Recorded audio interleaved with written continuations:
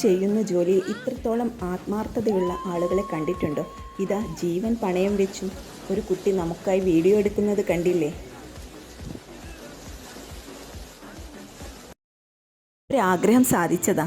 തുടിക്കുന്ന മീനിൻ്റെ കൂടെ ഒരു സെൽഫി. അതിത്രമാത്രം വലിയ തെറ്റാണോ? അല്ലല്ലോ. ഒന്നങ്ങെടുത്തു. പിന്നീട് എന്താ ഉണ്ടായേ?